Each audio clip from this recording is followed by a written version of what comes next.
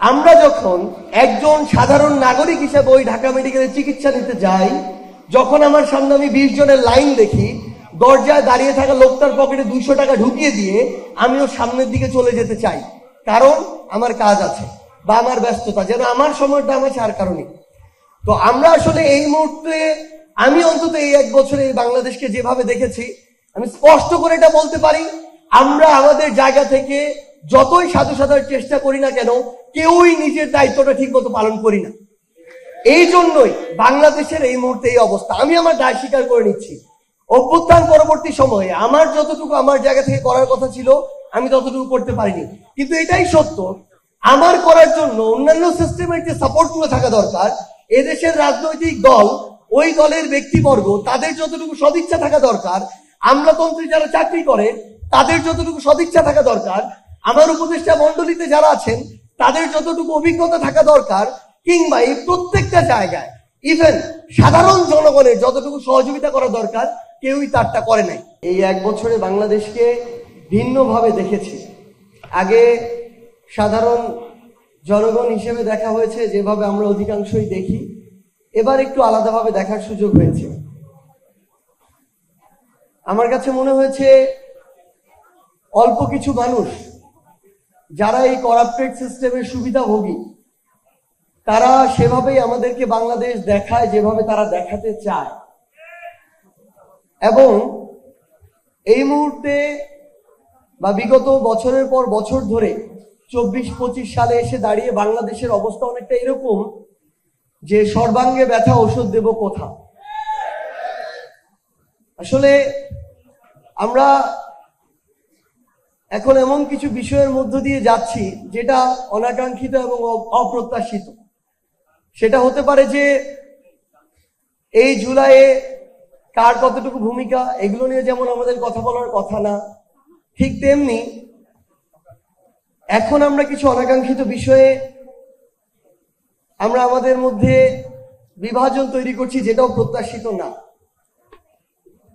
আমাদের এই যে ক্ষত বাংলাদেশে তৈরি হয়েছে, এটা কিন্তু 16 বছরের ক্ষত না, এটা 53-54 বছরের একটা ক্ষত, 71 পরবর্তী সময় থেকে।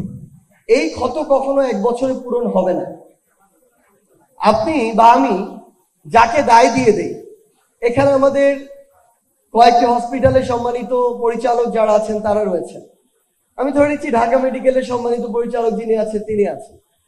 এখন আমি তাকে দায় দিতে পারি যে ঢাকা মেডিকেলে যেই চিকিৎসা হওয়া দরকার ছিল, যেই সুযোগ সুবিধা একজন নাগরিকের, একজন আহত পাওয়া দরকার ছিল, সেটা তারা পায় না, এটার জন্য তিনি দায় দিয়ে দিলাম। কিন্তু তিনি যে এগুলো দিতে পারেন না, এটার সাথে সংশ্লিষ্ট একজন ডাক্তারের প্রয়োজনীয় সুযোগ সুবিধা, একজন কর্মচারীর প্রয়োজনীয় সুযোগ সুবিধা, প্রয়োজনীয় ওষুধের সাপ্লাই, প্রয়োজনীয় ইনস্ট্রুমেন্টের সাপ্লাই, এই প্রত্যেকটা জিনিসের সাথে এই রাষ্ট্রের অসংখ্য গুরুত্বপূর্ণ মন্ত্রণালয় বলি, প্রতিষ্ঠান বলি, ব্যক্তি বলি জড়িত। তারা কি তাদের দায়িত্বটা ঠিক মতো পালন করেছে? এখানে যে ইনস্ট্রুমেন্ট গুলো দেশের বাইরে থেকে কিনে আনা হয়েছে, সে 1 কোটি টাকা যেখানে বাজেট ছিল সেখানে 1 কোটি টাকার একটা যন্ত্র কিনেছে, নাকি 90 লাখ টাকা লুটপাট করে 10 লাখ টাকার যন্ত্র এনেছে? এই প্রত্যেকটা জায়গার সাথে যারা জড়িত, তারা যদি তাদের দায়িত্বটা ঠিক মতো পালন করে, তাহলেই সেখানকার পরিচালক তার দায়িত্বটা ঠিক মতো পালন করতে পারবেন।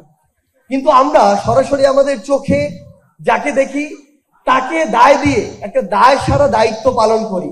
ইভেন আমরা যখন একজন সাধারণ নাগরিক হিসেবে ওই ঢাকা মেডিকেলে চিকিৎসা নিতে যাই, যখন আমার সামনে আমি 20 জনের লাইন দেখি, দরজায় দাঁড়িয়ে থাকা লোকটার পকেটে 200 টাকা ঢুকিয়ে দিয়ে আমিও সামনের দিকে চলে যেতে চাই, কারণ আমার কাজ আছে বা আমার ব্যস্ততা, যেন আমার সময়টা আমার ছাড় কারণে। তো আমরা আসলে এই মুহূর্তে, আমি অন্তত এই 1 বছরে এই বাংলাদেশকে যেভাবে দেখেছি, আমি স্পষ্ট করে এটা বলতে পারি, আমরা আমাদের জায়গা থেকে যতই সাধু সাধার চেষ্টা করি না কেন, কেউই নিজের দায়িত্বটা ঠিক মতো পালন করি না। এই জন্যই বাংলাদেশের এই মুহূর্তে এই অবস্থা। আমি আমার দায় স্বীকার করে নিচ্ছি, অভ্যুত্থান পরবর্তী সময়ে আমার যতটুকু আমার জায়গা থেকে করার কথা ছিল আমি ততটুকু করতে পারিনি। কিন্তু এটাই সত্য, আমার করার জন্য অন্যান্য সিস্টেমের যে সাপোর্টগুলো থাকা দরকার, এদেশের রাজনৈতিক দল, ওই দলের ব্যক্তিবর্গ, তাদের যতটুকু সদিচ্ছা থাকা দরকার, আমলাতন্ত্রে যারা চাকরি করে তাদের যতটুকু সদিচ্ছা থাকা দরকার, আমার উপদেষ্টা মন্ডলীতে যারা আছেন তাদের যতটুকু অভিজ্ঞতা থাকা দরকার, কিংবা এই প্রত্যেকটা জায়গায় ইভেন সাধারণ জনগণের যতটুকু সহযোগিতা করা দরকার, কেউই তারটা করে নাই। তো সবচেয়ে বড় কথা হচ্ছে, আমরা যে বাংলাদেশটা পেতে চাই, এই বাংলাদেশটা আমরা পাবো, কিন্তু পেতে সময় লাগবে।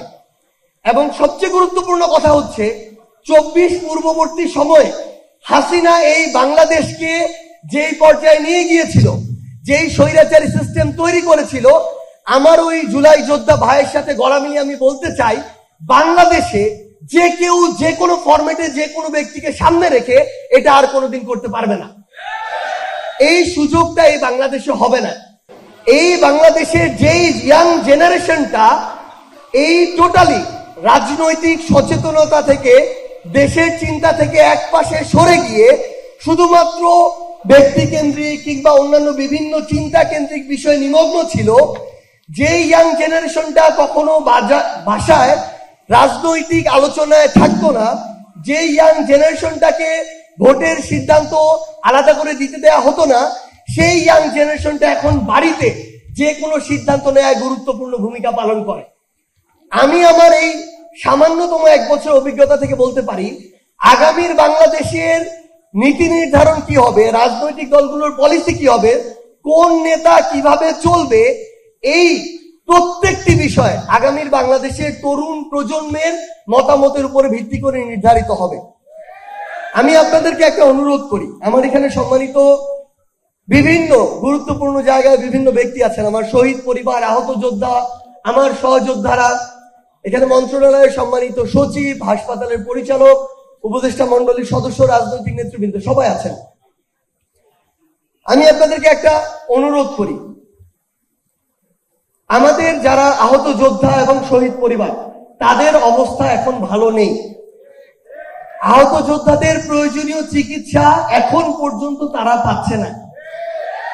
আমরা স্পষ্ট করে একটা বলি, তাদের এই আহত হওয়া, শহীদদের জীবন হারানো নিয়ে বাংলাদেশের জেলায় জেলায়, উপজেলায় উপজেলায় এখন বাণিজ্য চলছে। এখনো থানাগুলোতে শহীদ পরিবার আহতদেরকে হয়রানি করা হয়।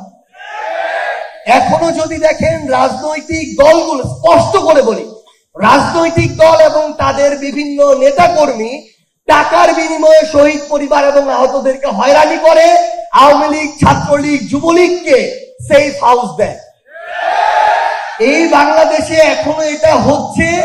আমার অনেক আহত যোদ্ধা অর্থ সম্পদ বিভিন্ন জায়গায় বন্ধক দিয়ে, ভিটে মাটি বিভিন্ন জায়গায় বন্ধক দিয়ে, ঋণ করে 20-25 লাখ টাকা নিজের পিছনে খরচ করেছে, কিন্তু সরকার থেকে বলি, ফাউন্ডেশন থেকে বলি, কেউ 2-3-4 লাখ টাকার বেশি পায়নি।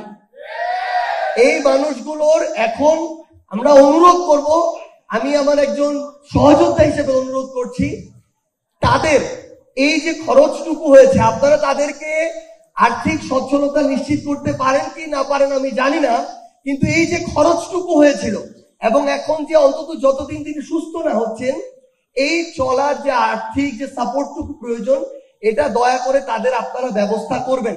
একটা দেশের কাছে মানে ওই রকম 2-3-4-500 কোটি টাকা খুব বেশি টাকা না।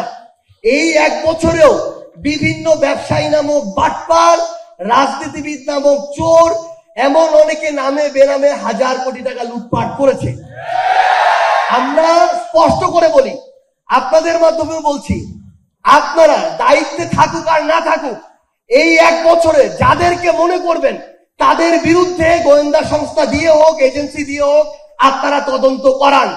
এই তদন্তে যেই কোন ধরনের অসঙ্গতির সাথে, আর্থিক হোক অন্য হোক, ক্ষমতার অপব্যবহার হোক, সম্পৃক্ত থাকবে, ইভেন সেটা যদি সমন্বয়ক নামেরও কেউ হয়, তাদেরকে আপনারা বিচারের আওতায় নিয়ে আসুন।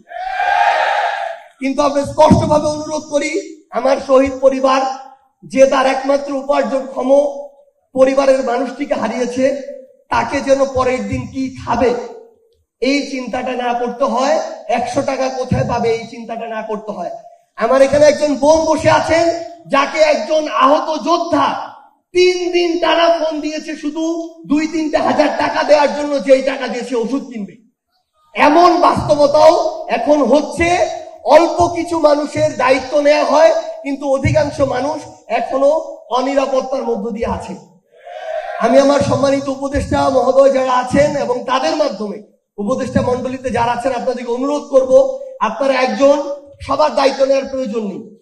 200 জনের দায়িত্ব নেন, 300 জনের দায়িত্ব নেন, নিজের মন্ত্রণালয়ের পক্ষ থেকে 10 কোটি 20 কোটি টাকা খরচ করেন, কিন্তু ওই 200 জন যেন একটা স্বাবলম্বী জীবনযাপন আগামীতে করতে পারে। লোক দেখানো 10, 20, 30 হাজার টাকা দেওয়ার প্রয়োজন নাই। আমরা আজকে ধন্যবাদ জানাই ওয়ারিয়র্স অফ জুলাইকে, অন্তত 50টা পরিবার কিছুদিন অন্তত নিশ্চিন্তে একটা জীবন ধারণের অবলম্বন পাবে।